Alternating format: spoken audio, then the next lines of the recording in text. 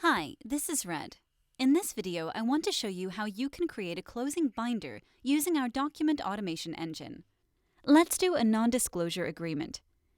Let me populate some sample data by importing from an Excel file so you don't have to watch me type. There. Now, click on the drop-down arrow for the PDF button. At the bottom, you'll find the Compile Closing Set option. Here, you will find a 4-step process for generating the closing set. First, by clicking on the Download Signature Pages, the application will send you the signature page packet of all the documents in the project. Then you print it out and have the appropriate signatory sign the signature pages and scan them back into PDF.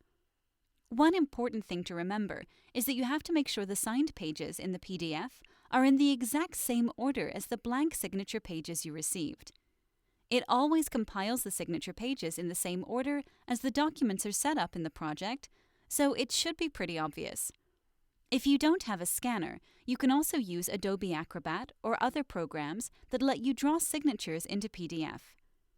Once that's done, simply follow the rest of the steps.